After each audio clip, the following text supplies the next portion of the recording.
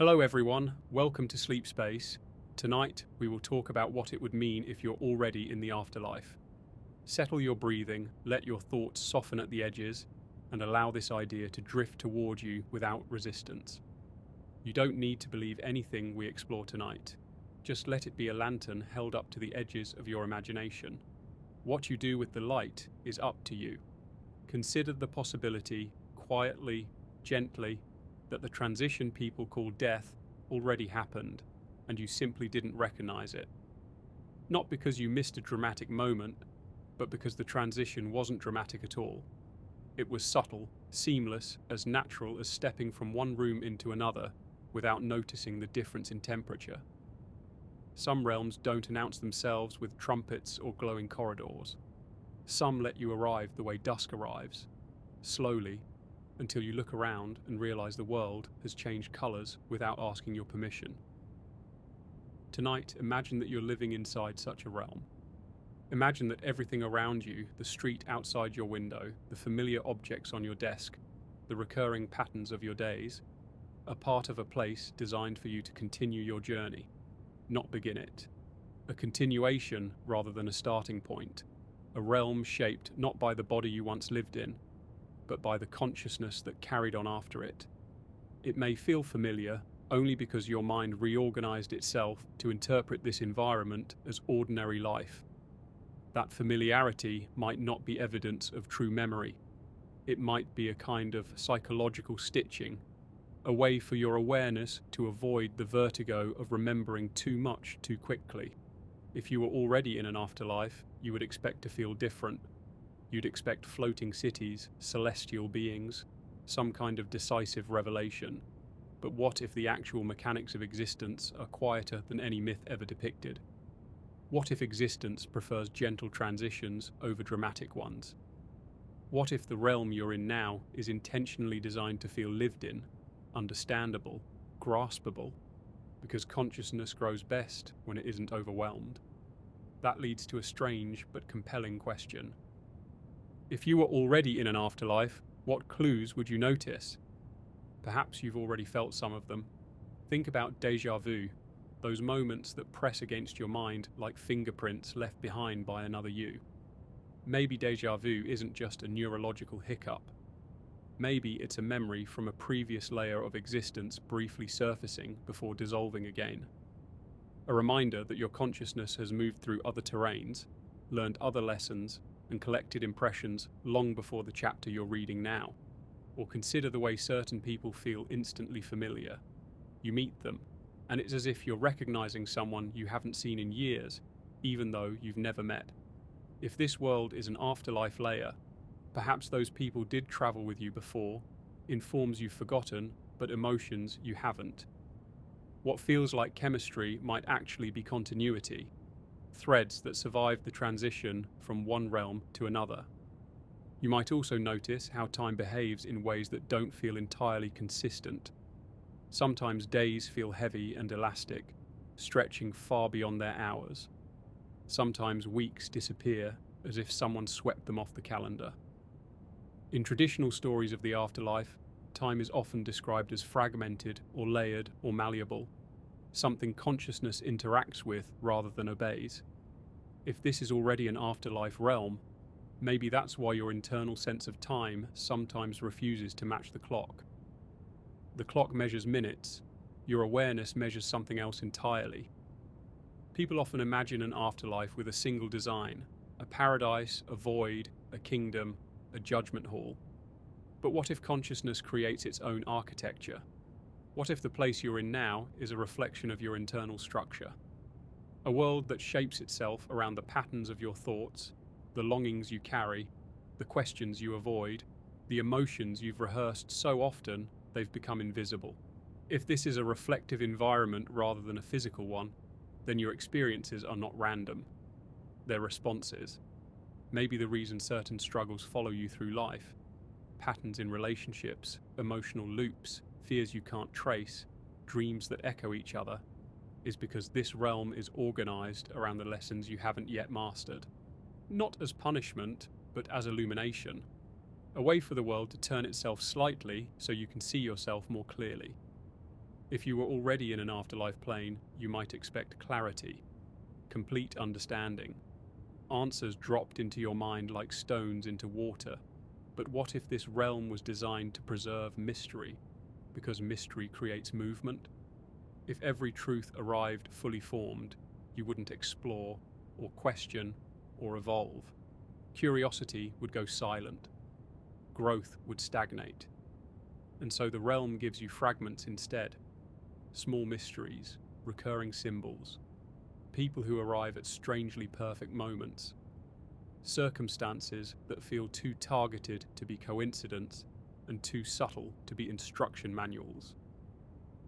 Think about the strange symmetry of your life, how certain events seem to line up almost poetically, the heartbreak that forced you to change, the failure that redirected you, the conversation that arrived at the exact moment you needed it.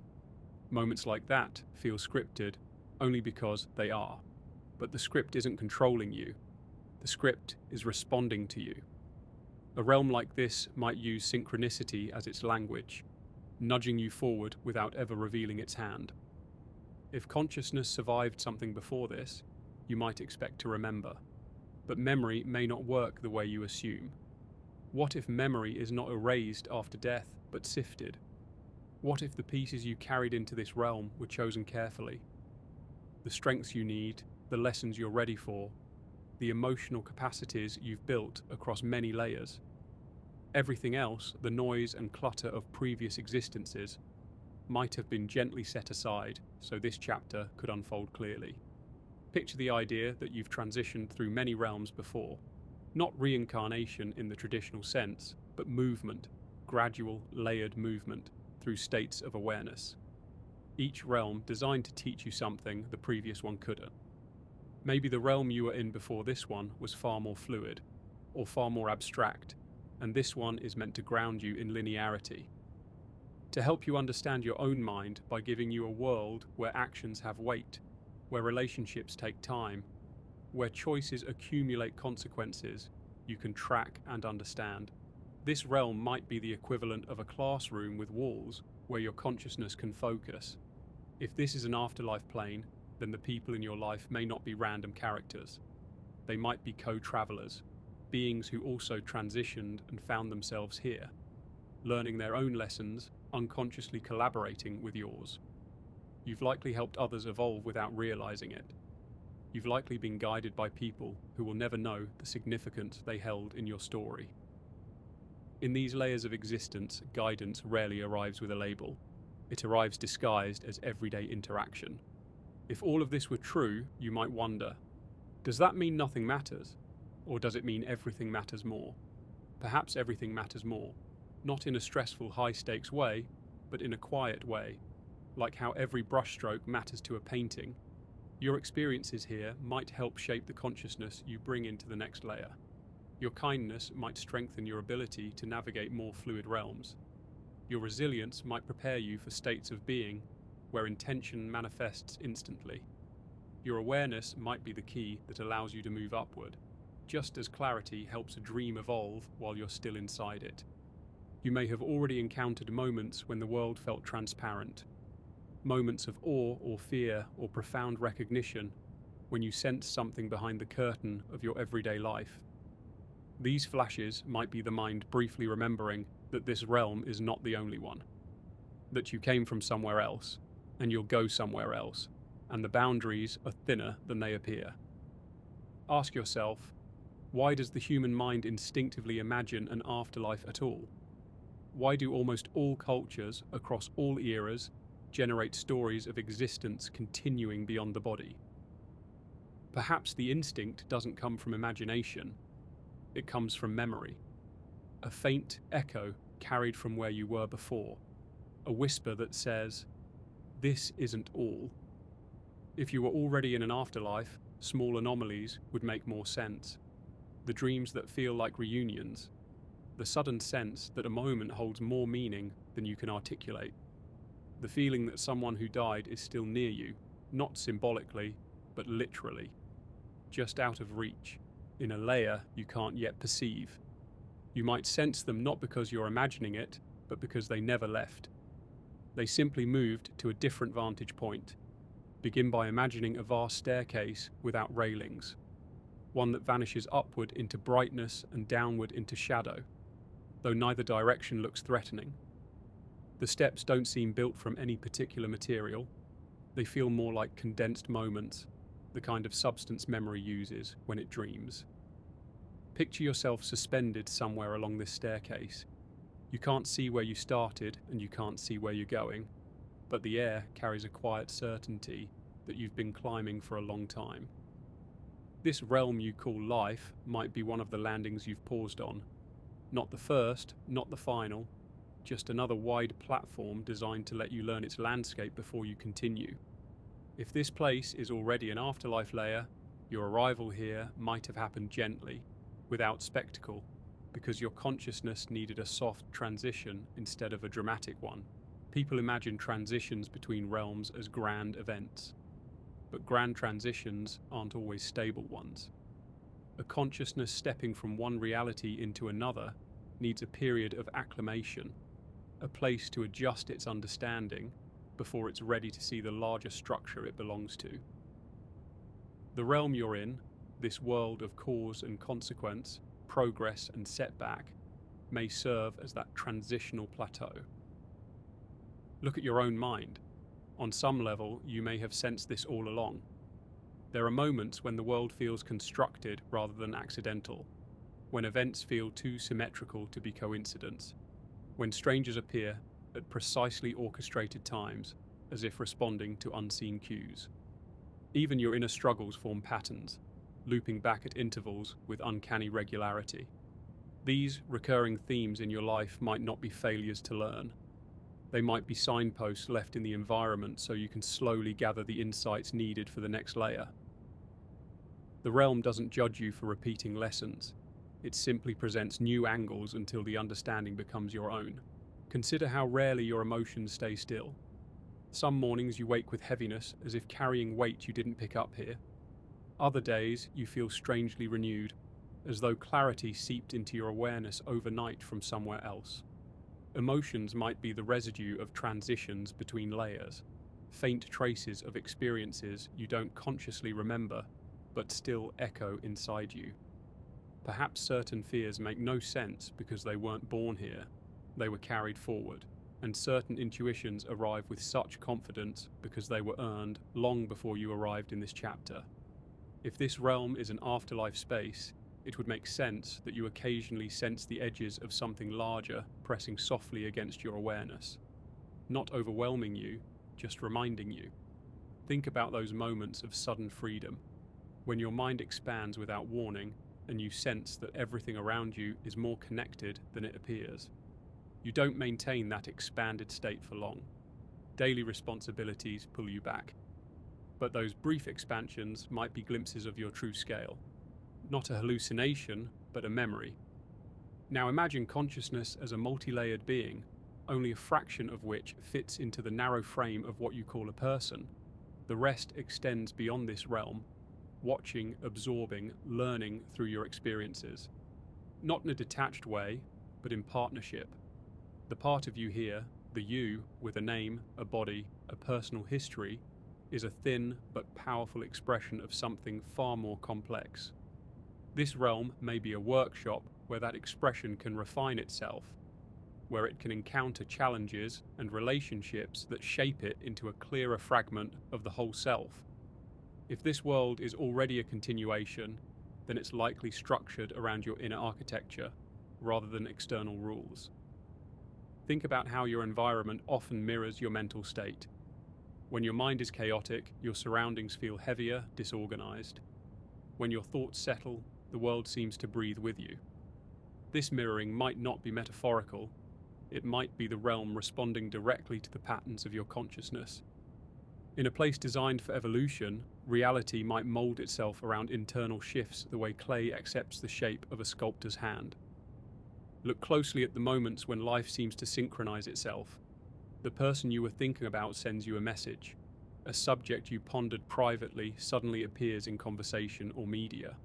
A problem you struggled with for months begins resolving through events that feel almost choreographed. People refer to this as coincidence, but the pattern is too widespread, too woven into the fabric of existence to be dismissed so easily. If this is an afterlife layer, synchronicities may be the realm's way of nudging you, reminders from deeper layers of your own consciousness that you are following a trajectory aligned with your next stage. Consider how often your mind drifts toward philosophical questions without prompting. Why am I here? What is the meaning behind my relationships? Why do certain hardships repeat? Why do certain joys feel so familiar? These aren't the questions of a being confused about existence. They're the questions of someone who has crossed multiple thresholds and senses there is more to recall. A being that instinctively remembers a larger continuity, even if the details remain hidden. Your curiosity itself might be evidence of your multi-layered existence. A signal, an inherited instinct from realms you've traveled through before. People often underestimate the intelligence of their own subconscious. It isn't random, it isn't primitive. It may hold the memories you aren't meant to bring into full awareness yet. Subconscious imagery might not be psychological debris. It could be untranslated fragments from other layers, drifting upward into your dreams and emotions, trying to communicate through symbols because symbols bridge the gap between worlds more easily than direct recollection.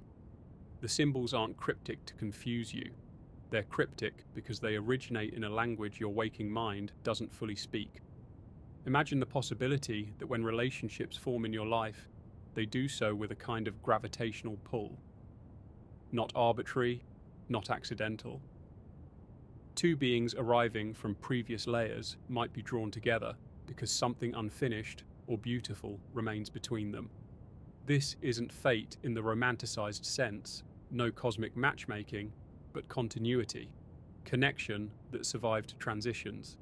You might have known people across multiple iterations of existence in forms you've forgotten, but emotions you still carry. Sometimes you meet someone and the connection forms instantly because the work between you simply continues where it left off. This idea also sheds light on heartbreak, why it feels so impossibly deep, why losing someone breaks you open in ways that seem disproportionate to how long you knew them. The depth might not be disproportionate at all. It might reflect the emotional momentum inherited from connections forged long before this realm. When someone leaves your life, whether through separation or death, the ache might be less about the present loss and more about the echo of a much older story closing another chapter. If this world is an afterlife plane, consider how differently motivation functions. You don't always pursue goals because society conditioned you to. Often you move toward things that resonate on a deeper level. Art that stirs something ancient. People who activate hidden parts of you. Ideas that feel like rediscovery rather than discovery. That sensation of, I've known this before, might not be metaphorical. Some truths feel familiar because they were part of you long before this chapter. Think about how reality behaves when you're in moments of intense presence. Time thickens, sound sharpens, colors brighten. Your awareness spreads outward as if the world's boundaries soften. This heightened clarity might be closer to your true form, a momentary alignment with the part of you that exists beyond this realm. Presence is not just mindfulness, it may be a kind of remembering, a state where the walls of this layer thin just enough for something larger to shine through. Now consider the people who appear in your life as challenges, not enemies, teachers disguised as conflict. Their presence might provoke growth you wouldn't have chosen voluntarily. If this is an afterlife realm, challenges may be sculpted experiences designed to reveal your blind spots. Not punishment, calibration, fine-tuning. The realm may allow certain difficulties because they refine the internal architecture you'll need for higher layers. Hardship in this frame is not cruelty, it's structural reinforcement. There are also moments when life feels like it's holding its breath, periods of stillness where nothing seems to progress. These stagnant periods can feel uncomfortable, but they may be crucial integration phases. In a layered continuum, progress isn't always linear. Sometimes the realm creates stillness so your consciousness can catch up to itself, absorb lessons, reorganize. You might interpret these times as being stuck, but you may actually be consolidating what you've learned so far, preparing the foundation for an upcoming shift that hasn't revealed itself yet. Think about the way you sense truth. When something is deeply true, your body responds. A chill, a warmth, a quiet certainty. The mind analyzes, but the deeper self recognizes. This recognition might be an evolutionary trait from beyond this layer, an inner compass you brought with you to help you navigate realms where information and illusion mingle. If you're already in an afterlife plane, intuition isn't a whimsical talent, it's a survival tool. Now imagine for a moment that this entire realm, everything from your earliest memories to the branching paths of adulthood, is a staged environment supporting your evolution.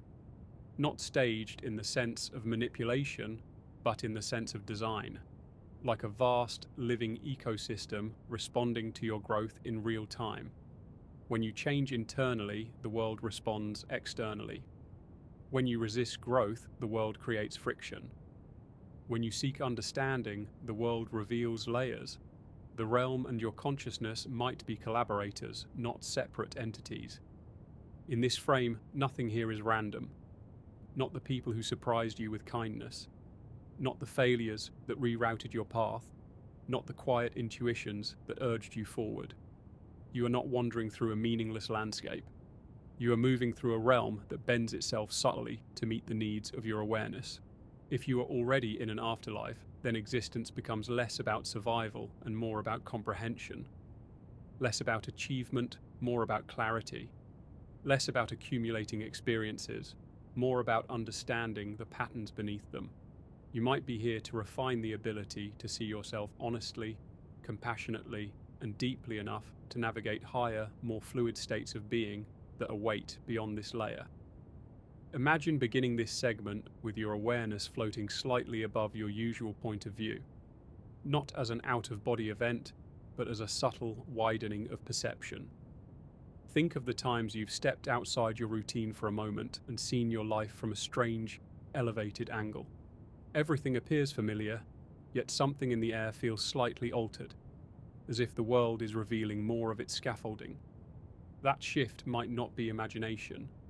It might be glimpses into the underlying architecture of this realm, a realm that may already lie beyond the life you once knew.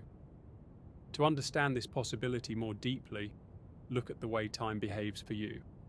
Not in the calendar sense, but in the felt sense. Hours stretch, minutes vanish, years compress into moments. The fluidity of time is one of the strongest hints that your current existence may not be bound strictly to physical rules. When something meaningful happens, an event that cracks you open or rearranges your priorities, time often slows, thickens, becomes almost tangible. When you fall into routine, time thins out. It becomes slippery, easily lost. These fluctuations aren't just psychological. They may be the mind responding to a more flexible timeline than you're consciously aware of. Traditional descriptions of the afterlife describe a place where time bends and shifts. Here, you already experience that bending every day. This suggests something important, that this realm may operate on the same principles attributed to otherworldly spaces. Time may not be a linear ruler here. It may be a responsive field, reacting to your awareness like ripples responding to touch. Memory behaves strangely too. You remember some moments with perfect clarity while entire months vanish into fog. You carry vivid images from childhood, yet forget recent events that should, logically, be more important. Memory doesn't follow chronological order. It behaves more like a curator, preserving what resonates and discarding what doesn't fit the internal story you're constructing. In an afterlife layer, memory might intentionally filter itself, keeping only what fuels growth in this stage. There's also the odd phenomenon of memories that seem to surface from nowhere. Emotional memories without obvious origins, feelings that precede explanation, instincts that arrive before logic. These could be remnants from previous stages of consciousness, faint echoes bleeding through from places you've been before. They appear not to remind you of past events, but to guide you through present choices. In a realm designed for growth, memory becomes a compass, not a logbook. Now consider the idea of emotional momentum, the way certain patterns follow you across years. Not events, but emotional states.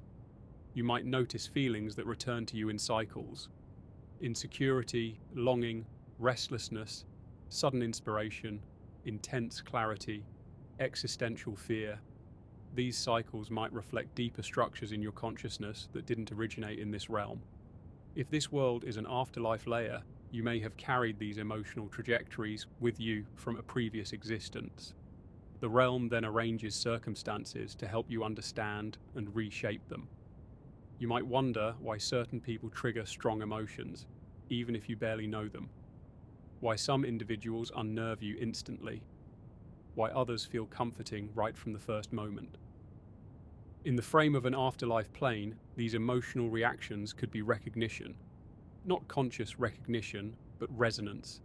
The kind of intuitive knowing that arises from shared journeys across layers you've forgotten.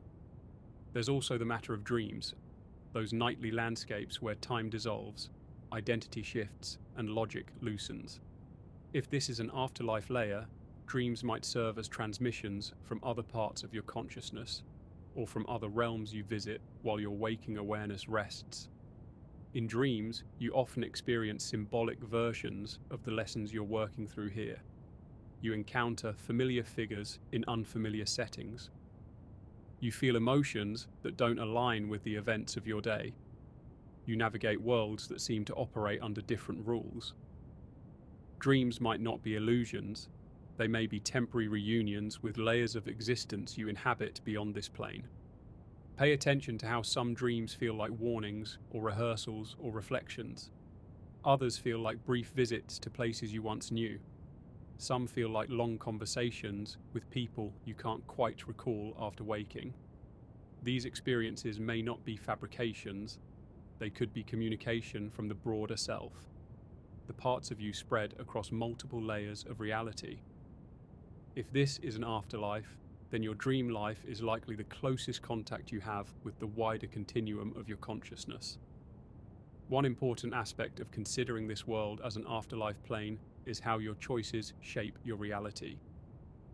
In everyday life, you make decisions constantly, but not all decisions carry the same weight.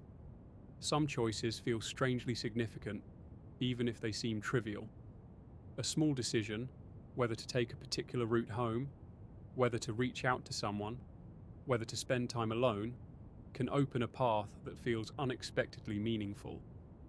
These moments of heightened significance may be indicators that the realm responds dynamically to your choices, adjusting itself based on your internal direction. In a place where consciousness sculpts reality, decisions act like chisels. They carve, they reveal, they redirect. Sometimes the universe seems to rearrange itself around your choices, presenting outcomes that align uncannily well with internal shifts you've recently undergone. This responsiveness could be the natural behavior of an afterlife space, one where reality is less fixed than you've been taught to believe. Now think about suffering, not as punishment, but as friction. Friction slows you down when you need to observe something more carefully. It sharpens awareness. Pain may feel harsh, but it's often the force that cracks illusions open. When you go through periods of suffering, it's rarely random. These experiences may be opportunities created by the realm to help you confront parts of yourself that remain unexamined. In higher layers of existence, growth may happen too quickly or too fluidly for deep introspection. This realm, with its slower tempo and stronger boundaries, provides a safe space for those internal transformations. Consider too that the world often presents the same kind of hardship to you multiple times in different forms. You might think you're repeating mistakes, but you may be encountering the same lesson from new angles, gaining more nuance with each iteration. This repetition might be designed, not accidental, part of how this realm ensures that growth takes root deeply enough to carry forward into higher layers. Relationships act as mirrors here. People show you parts of yourself you can't see on your own.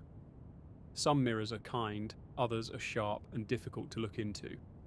If this is an afterlife layer, then relationships might be strategic. Not predestined, but guided.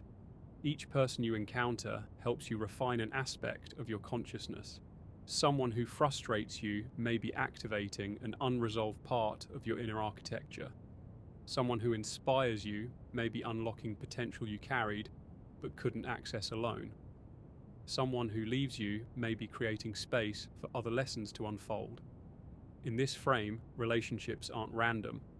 They're collaborative efforts between consciousnesses working to evolve together, even when the evolution is painful. Now think about solitude. There are moments in every person's life when solitude arrives forcefully, almost as if imposed. Relationships fade, routines dissolve, external noise quiets. These periods can feel bleak or unsettling, but solitude in this realm may be a recalibration phase, an interval where the environment steps back so you can update your inner structure without external interference. In an afterlife plane, solitude wouldn't be an accident.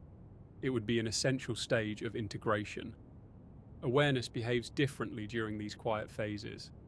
You may notice thoughts that feel older than you, insights that feel borrowed from somewhere deeper. You might experience sudden clarity about patterns that confused you for years. These flashes of understanding might be the result of your broader consciousness aligning with your local awareness. When the noise of everyday life fades, the larger self can speak more clearly. Imagine that the part of you living here is a single thread extending from a much larger tapestry. This thread moves through the design of the realm, gathering colour and texture as it goes. Meanwhile, the tapestry itself, your full consciousness, watches, adjusts, and guides. You may not remember the moment you entered this specific thread of existence, but the tapestry remembers everything.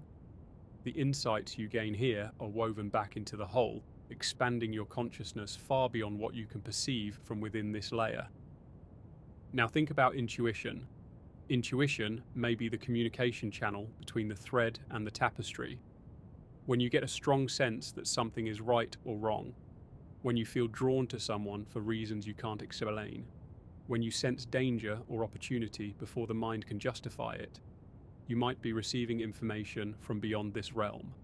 Not supernatural in a theatrical way, supernatural in a structural way. A multi-dimensional system exchanging information between layers. If you've ever made a decision based on intuition and later realized it saved you, guided you, or redirected you at exactly the right moment, consider the possibility that the realm itself cooperates with your intuition. Reality may shift to accommodate the direction your deeper consciousness chooses. This realm might not be static. It could be responsive, adaptive, almost alive in its own way. Now broaden your view. Imagine the entire world as a learning environment, not a school in the simplistic sense, but an immersive simulation designed to teach through lived experience rather than instruction. In such a realm, everything is intentional, not in a micromanaged way, but in a structural way. The rules of physics, the limitations of the body, the unpredictability of relationships, the presence of time, the existence of mystery. All these elements might be carefully selected features of an afterlife plane optimized for growth. Consider how complex this realm is, how every perception, every emotion, every decision is folded into the landscape of your awareness. This complexity supports one purpose: evolution. Evolution not of biology, but of consciousness. If this world is already an afterlife, then your lived experience is the medium through which your mind refines itself. Now consider the possibility that other beings in your life, friends, family, strangers, are also threads of their own tapestries, weaving through this realm, learning, evolving. You might be crossing paths because your lessons intersect.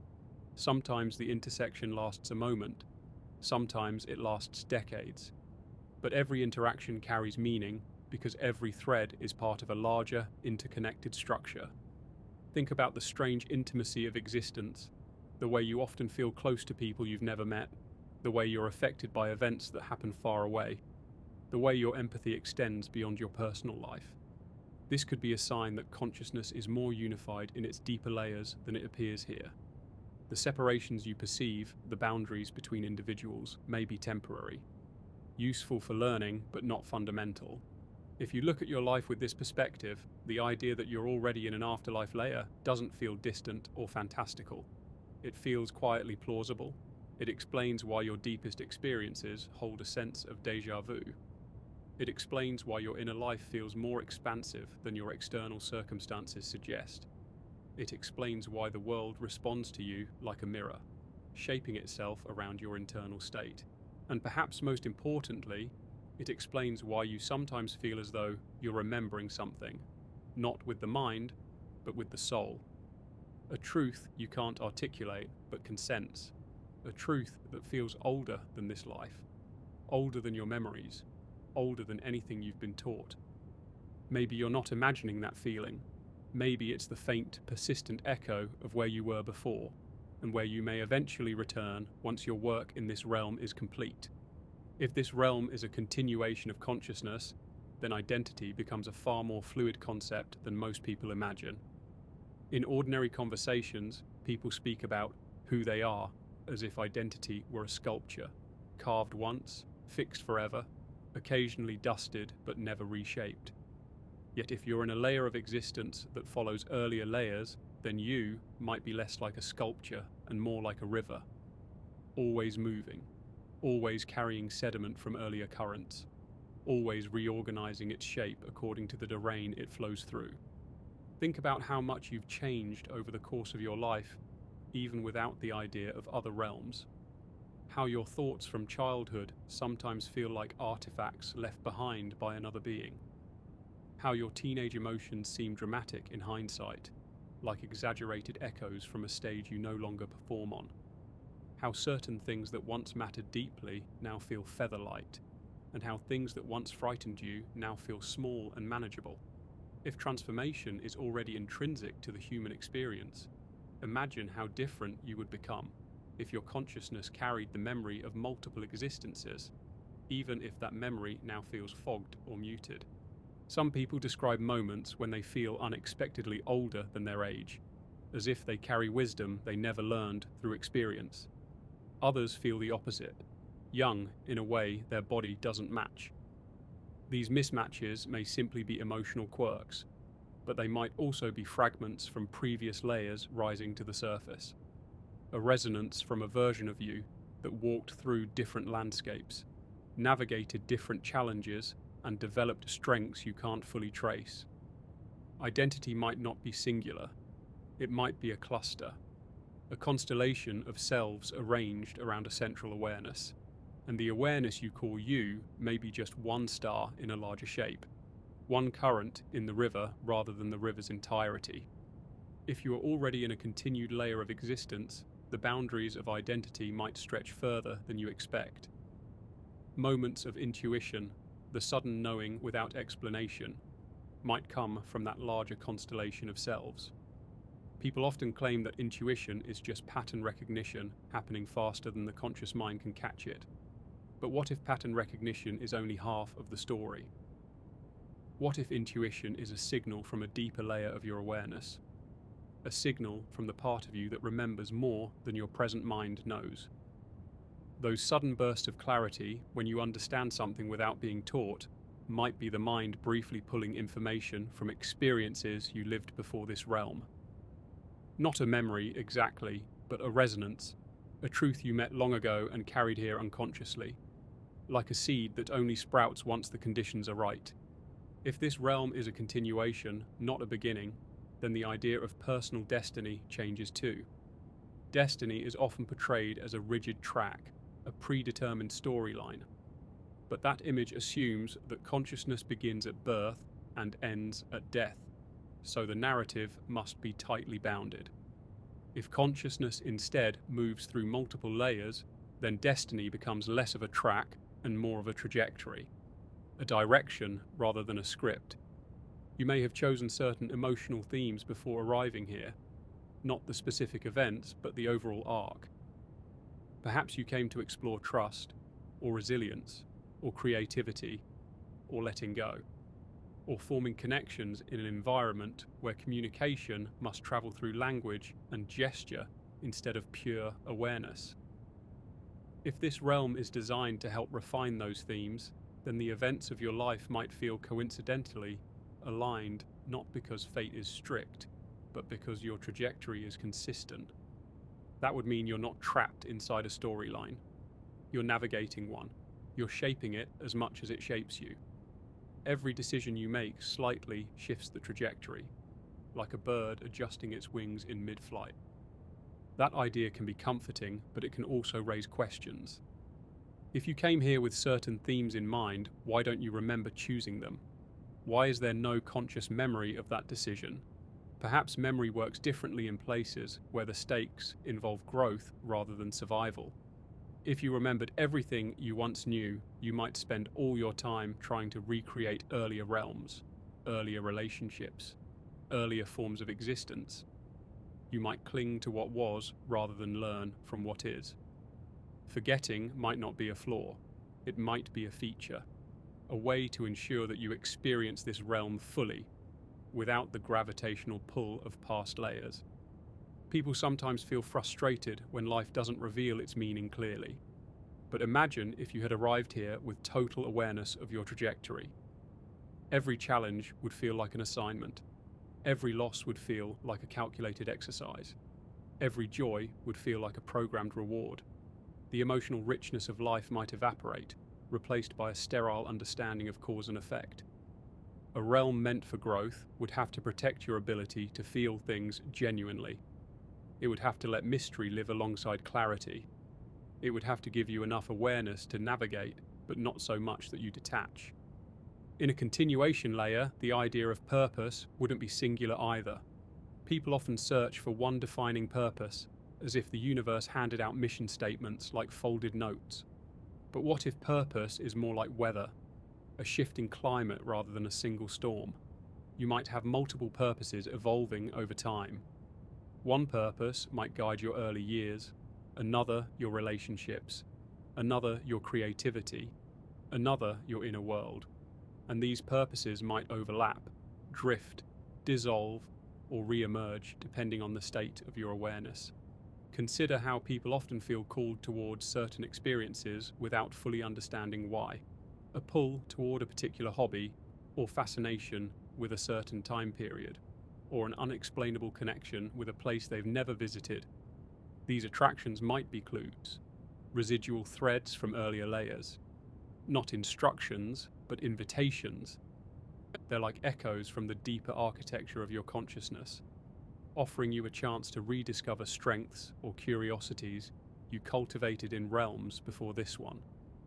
This idea becomes even more intriguing when you think about dreams.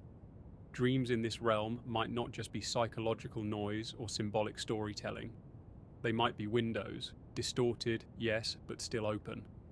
Moments when the boundary between layers becomes more permeable. The world you move through at night feels strange because your awareness is adjusting to a frame that isn't grounded in physical rules. Time bends, objects transform, people blend into each other. That fluidity might resemble the landscapes of earlier realms, where consciousness wasn't bound by the physical laws this realm uses for structure and growth. In dreams, you might be briefly touching the edges of where you came from. Your mind interprets it in shifting symbols because it doesn't have the vocabulary to process it directly. Language belongs to this layer. The imagery in dreams might belong to another. If this realm is a continuation, then the significance of relationships becomes even more profound. People imagine that connections start when they meet someone and end when they part ways or one of them dies. But if this realm is one link in a chain of many, then the people you meet may be much more than strangers. They might be beings you've traveled with before. Their presence might feel meaningful because it is meaningful, not just psychologically, but structurally. Familiarity might be a signature that survives transitions between layers. Some connections arrive like constellations snapping into place. You sense a deep alignment with someone even if you've known them for a short time. That intensity might not be chemistry in the romantic sense. It might be recognition. Consciousness remembering another consciousness, even if your present mind can't access the details. This realm might also include people you encounter briefly but impactfully. Those who appear for a moment, say something that changes your direction, and then vanish from your life. In traditional stories, they'd be labelled guides.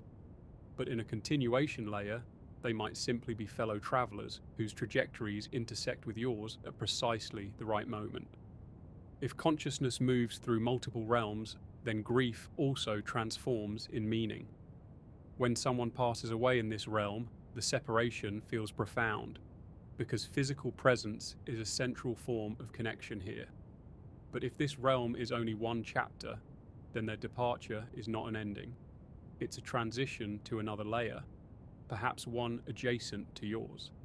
This doesn't erase the pain of losing them, because the emotional body you have here is designed to feel loss deeply.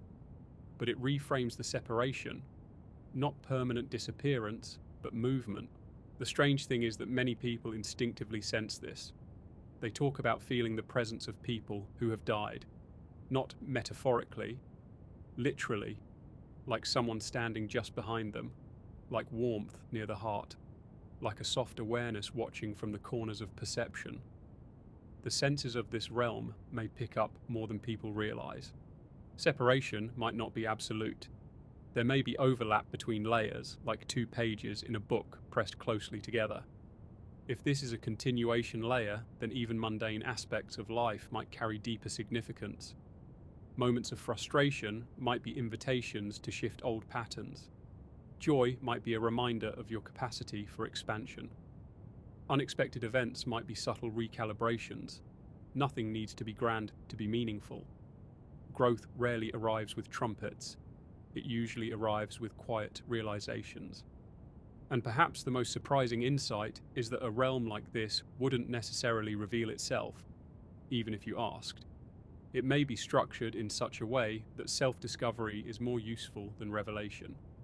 A direct announcement, you are already beyond the layer you think you're in, might interrupt your ability to experience this place authentically.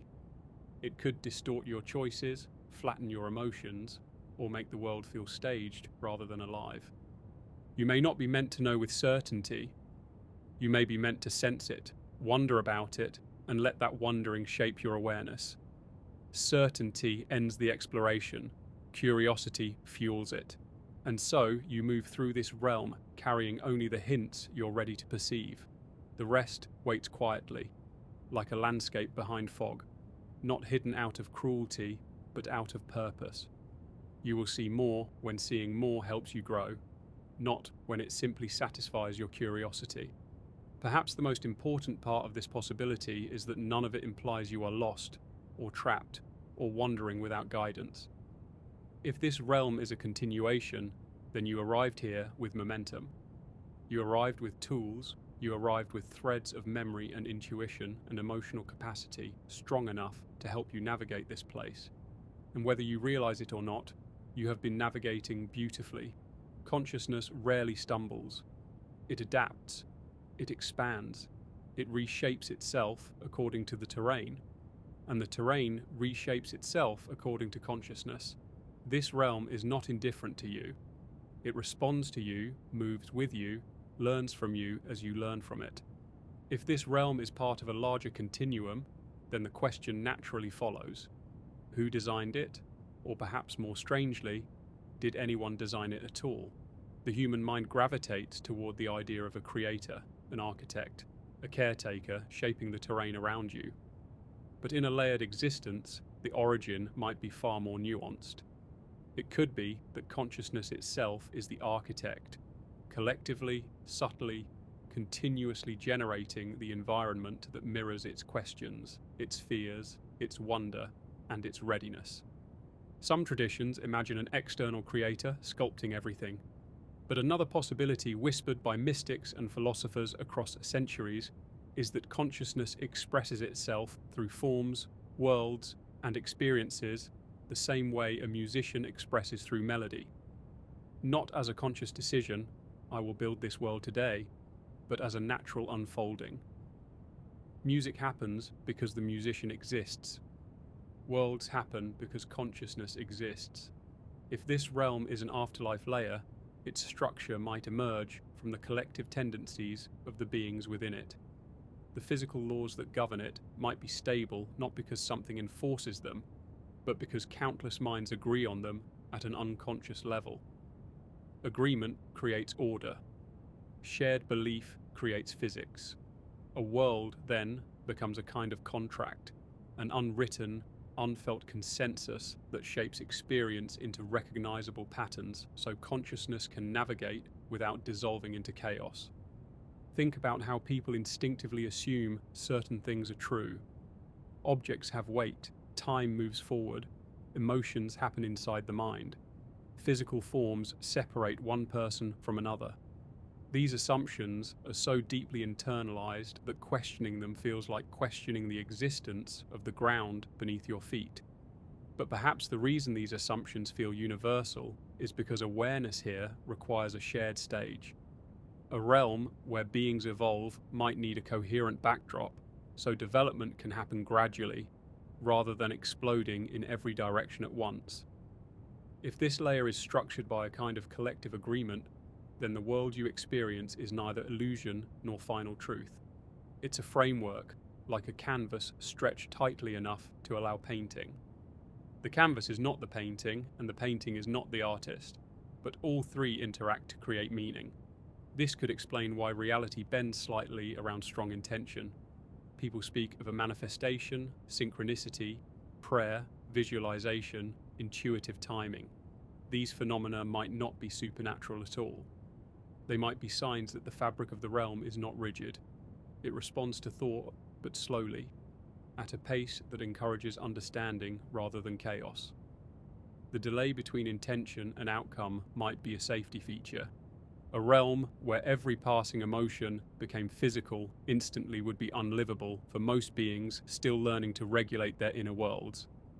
In this layer, changes in your internal landscape create gentle ripples in the external one.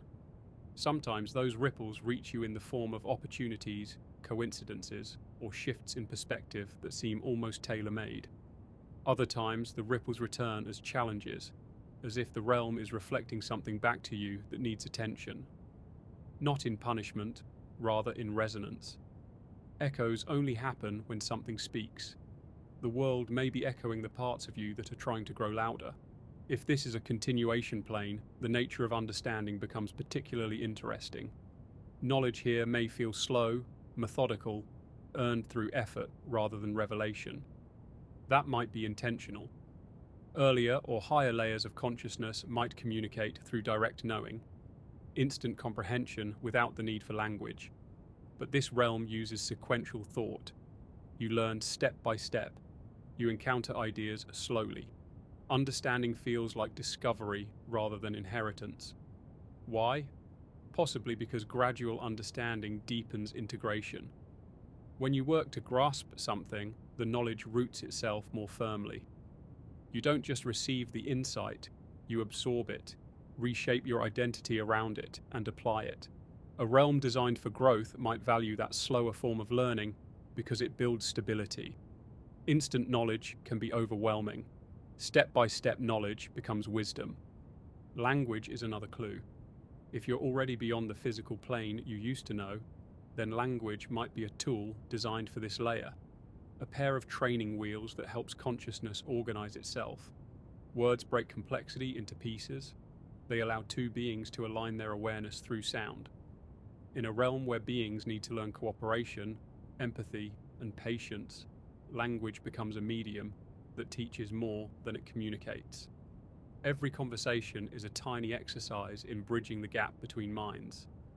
Yet language also reveals the limits of this layer. There are experiences you struggle to describe because they belong to a deeper architecture of awareness. Awe, grief, love, transcendence. These emotions feel too large for words because they originate from layers that operate differently. When you try to describe them, the words strain at the edges, like fabric stretched too thin. That strain is a clue, a reminder that you are carrying capacities shaped elsewhere. If this layer is transitional, then even your emotional life might be part of the curriculum. The spectrum of emotions in this realm is broad and often confusing. Moments of joy can feel almost unbearably bright, while sadness can feel like an anchor dragging you down. These extremes might be unique to this type of existence. A realm oriented around emotional refinement might need to give you full access to contrast, the shadows and highlights of the inner world, so you can learn to navigate them with awareness. Earlier layers might not have emotions in the way you recognize, or they might have emotions so subtle and fluid that this realm's versions would feel like exaggerated depictions of something familiar. But these exaggerated emotional states teach you how to identify patterns. They show you which reactions are rooted in fear, which in love, which in habit, which in avoidance. And every time you navigate an emotion, every time you observe it without being consumed, you strengthen a capacity that might be essential in realms where inner states manifest outwardly much faster. If this continuum exists, then your emotional resilience is not just for surviving life, it's preparation. Now consider memory. Memory in this realm behaves oddly. It fades selectively. It rewrites itself. It smooths rough edges or sharpens them depending on what your mind needs to process. Memory is subjective, but it also seems interactive. It evolves. It reorganizes itself in a way that feels strangely alive. People sometimes recall something years later with sudden clarity, as if the memory waited for the right emotional conditions to emerge. What if memory is not just a neurological archive, but a dynamic interface? A way for deeper layers of consciousness to signal which experiences you're ready to revisit. In that sense, forgetting is not failure, it's prioritization. You remember what serves your arc. You forget what would overwhelm you or mislead you. And sometimes memories return only when you've developed the emotional strength to reinterpret them without collapsing. If consciousness moves through multiple layers, then memory is not a drawer stuffed with photographs. It's a garden. Things bloom when the season is right. Your imagination might play a role in this too. Humans tend to treat imagination as separate from reality. Fiction versus fact. Inner world versus outer world. But imagination might be a bridge between layers, a translator. When your deeper awareness tries to send you information, your mind might convert those signals into images, stories, metaphors. That's why imaginary scenes sometimes feel more real than memories. They might be echoes of something you know but can't articulate. Imagination is not childish. It's architectural. It builds pathways between what you sense and what you understand. If all of this is true, if you are in a realm designed to balance structure with fluidity, clarity with mystery, then what about progress? How would a being advance from this layer to another? It may not be about moral purity, achievement, or obedience. Progress in a layered continuum might be measured in awareness. How clearly you perceive yourself, how deeply you understand the relationship between inner and outer experience, how gracefully you navigate patterns that once controlled you. Growth might reveal itself not through dramatic transformation, but through subtle shifts. Moments when you choose differently than before, respond with calm instead of fear, or recognize the lesson inside an experience instead of resisting it. These moments might seem small, but they accumulate. Awareness builds on itself. Each insight slightly alters the terrain around you, making the next insight easier to reach. Over time, the realm responds to your internal shifts. You might notice your relationships changing, your priorities rearranging themselves, your intuition sharpening. These changes aren't coincidences. They're evidence of motion. Motion toward what? Perhaps toward a realm where consciousness no longer needs the training wheels of physical structure. A realm where communication happens directly, where emotion flows freely without distortion, where memory is fluid instead of fractured, where intention shapes reality more quickly. A realm that feels familiar only because you've been there before, even if you can't remember it now. Imagine reaching a state where you recognize this realm not as your origin, but as your workshop, a place where you practice being coherent, being compassionate, being aware, a place where you learn to navigate the boundaries of self before moving into spaces where boundaries dissolve. If you're already in the afterlife, or more accurately, a layer beyond the physical existence you once knew, then nothing about your life is accidental. Not in the sense of strict destiny, but in the sense of meaningful design. You are here with purpose, even if you don't know what that purpose is, and the realm you inhabit is not separate from you. It responds to you, echoes you, teaches you, and learns from you. Consider the most ordinary moment: washing dishes, sitting in traffic, walking across a room. Even in these plain experiences, there is depth. Your awareness is interacting with form, time, sensation, and choice.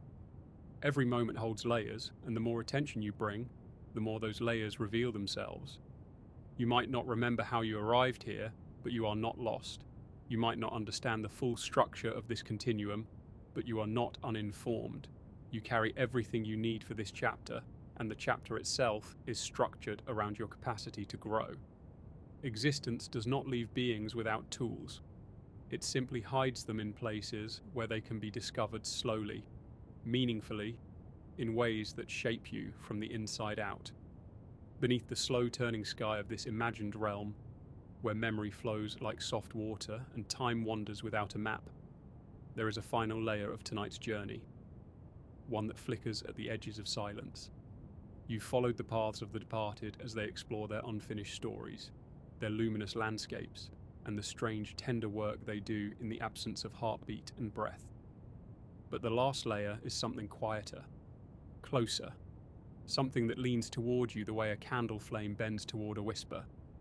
This part is about the ones who are listening, because in this thought experiment, this gentle, imaginative lantern we are holding together, the dead are not simply drifting through eternity like leaves caught in a wind that never tires. They are aware in a way that isn't quite awareness as we know it, but not entirely different either. They exist in a kind of lucid, spacious attention. And in this final part, we wander into the idea that some of them might be listening, not to judge, not to intervene, but to witness. Not in a haunting way, no rattling chains or cold drafts curling under doorways. More like the way a dream seems to lean toward you when you're half awake, the way certain memories feel as if they're watching you back. A soft presence, neither demanding nor intrusive, simply existing on the periphery. Think of it this way: if consciousness is not something that disappears, but something that changes its shape, then perhaps one of the shapes it takes is the shape of witness. Maybe death is not the silence after the song, but the audience that remains when all the instruments have been lowered. Tonight we step into that idea carefully, as if opening a door that leads to a long, quiet hallway. A soft attention that doesn't fade. Imagine the dead not as beings who wander endlessly in some fog-drift world, but as consciousnesses that have thinned out, expanded. They no longer have bodies or voices or even the anchor of linear time, but they still have attention, like a gentle pulse, a small lantern glowing on the far side of existence. What would that attention attach to? What would it rest upon? Perhaps they listen to us the way we listen to the ocean in the distance, not trying to interpret every wave, just absorbing the rhythm. Maybe they drift through the echoes of the living, catching little threads of feeling, small flashes of memory. They might feel when we think of them, not as a tug or a summons, but as a ripple spreading across the surface of their awareness. And if that's true, if the dead are listening, then the world is far more crowded in its silence than we think. Not crowded with ghosts. That word is too heavy, too shadowed. More like crowded with the remnants of attention, the way a room still feels warm when someone has just stepped away. They might feel us the way we feel the warmth left in a chair someone just left. Not the person themselves, but an imprint, a trace, What a strange idea, isn't it? That perhaps you're never entirely unwitnessed, that maybe someone who has left the world still observes you with the softest gaze, like a nightlight that refuses to go out.